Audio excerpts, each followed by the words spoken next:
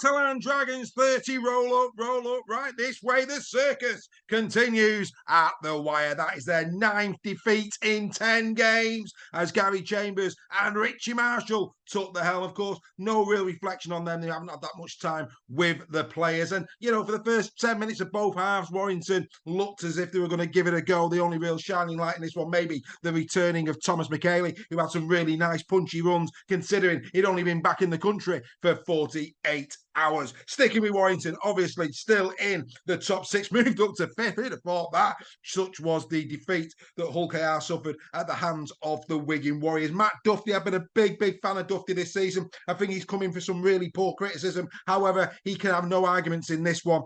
He made some big errors, doesn't he? That knock on where he was more bothered about having his foot in the back play to get a 7-tackle set instead of just doing the fundamental, which was catch the ball. And of course, you saw Josh Fewlis looking at him for those 2 little grubber kicks through late in the game. Where's your fullback? And I know Sky highlighted that as well. So this wasn't really good from a Duffy perspective. He's going to have to do a lot better than that. But that said, you know, he was in a team where nobody really shone. Like I say, McHaley backs a massive bonus for the Warrington Wolves, and that allowed them to give Paul Vaughan a bit of a rest. And because Paul Vaughan was given a bit of a rest, he was well down on meters. He only managed to get in this game, believe it or not, 35 metres. That is way below the Paul Vaughan standard for 2023. But, you know, I think this was about getting through this game. Let's not make no bones about it. Warrington were coming up against the league leaders. Why they're the league leaders? Because they're the best team in the comp this season. Nobody can argue with that. The league table at this moment in time doesn't lie. They've got bags of quality, the Catalan Dragons. Let's be absolutely clear about that. I thought Tom Davis, very solid, 163 metres from 23 carries, a try and an assist for him. I thought Mitchell Pearce's kicking ability was there on show for everybody to see. And of course, you know, with Drinkwater in the Warrington side, he's just not really firing, is he?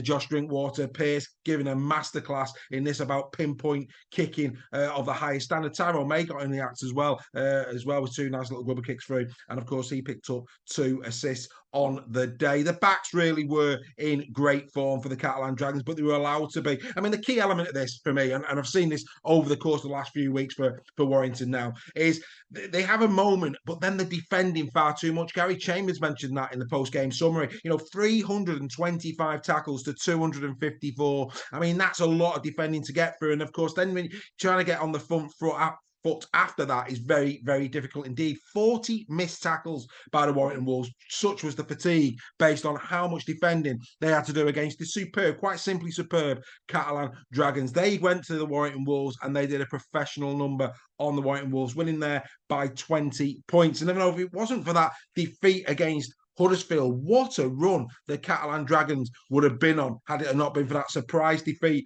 to the Huddersfield Giants. All credit, of course, has to go to Huddersfield Giants for doing that. I mean, quick count up here: 1, 2, 3, 4, 5, 6, 7, 8, 9, 10. It'd have been an 11-game winning streak that the Catalan Dragons had been on had they have not fallen to Huddersfield. Of course, they did, and of course, they've got right back on, the horse since that game, having defeated, the champions 12-14, then Salford with a convincing 42-0, and now Wire by 30 points to 10. Catalan are going nowhere. It's going to be a very intriguing battle between them and the Wigan Warriors as the season goes on. Of course, Matty Cavallo trying and assist in this one as well. I think, like Wigan, they've got a really good, solid back unit. Will Arton, they lose Arton, they can put Sam Tompkins in there. When you compare and contrast Wigan and Catalan, it really is very close who's got that best combination in terms of the 3 quarters. Then you move forward into the halfbacks. Tyrone May has been a revelation, maybe going to late at the end of the season. A lot of rumours about that.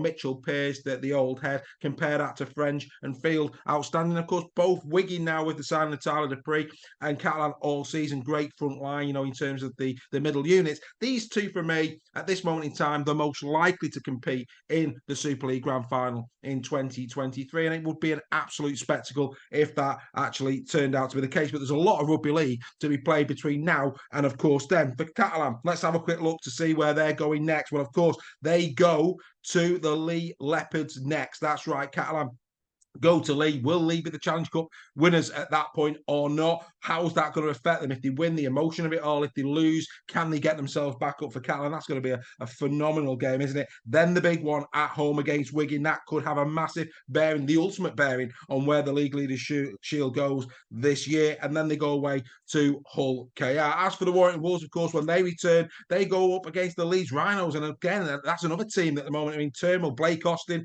of course, sold behind the manager's back to the Castleford Tigers. What's Roland Smith making of that? No Richie Myler potentially for the rest of the season. So, like Warrington, Leeds, they're in a bit of adversity at this moment in time. That's going to be a really interesting game at Headingley 2 weeks today, 2 weeks Sunday. Then they go away again, this time to Hull FC before the Castleford Tigers at home. So those are the next three for Warrington. Do I think Warrington will stay in the top six? I do. I think there's enough wins in there. For me, based on where they currently sit in the league, I think 26 points, probably maybe 28 will be enough to secure playoff rugby league this season. Do I think they will get to the 26? Do I see 2 wins in there? Well, you look down this table here, they are going to be playing a lot of the bottom 6 sides in their running, the likes of Leeds, Hull FC, Castleford, and Huddersfield. Those are in Warrington's final game. So really, based on that, you would expect that they will be able to pick up some points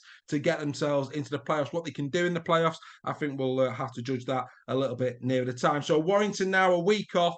Will they have a new manager in place, a new coach in place? A lot of talk around Sam Burgess, of course, coming to Warrington, and we put a poll out and we had asked a couple of questions around that. Very mixed feelings over Sam Burgess at the Warrington Wolves, of course, missing out on Justin Holbrook. A lot of people saying they need the likes of a Sean Wayne in there. Paul Rowley, of course, also being tipped. Will Warrington have a full-time coach in place by the time they go to Headingley, or will it still be Gary Chambers and Richie Marshall at the helm? As for Catalan, congratulations yet again to Steve McNamara. It's been a phenomenal season. You played some brilliant rugby league. You continue to really surprise many in this campaign. And for me personally, you will be fitting league leaders come the end of the season if you manage to hold on. But believe you me, Wigan Warriors will have something to say about that. And, Lee, a little bit on the outside, may also have a bearing on it, considering, of course, that's where Catalan go next. So there you go.